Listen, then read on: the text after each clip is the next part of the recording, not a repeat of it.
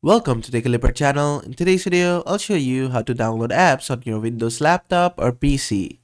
Now, what you have to do is just go to your search bar. In here, just type Microsoft Store. And under Best Matches, you should find Microsoft Store. Just open this. Just wait for it to load. After that, there is a gaming section. And as well, there is an app section.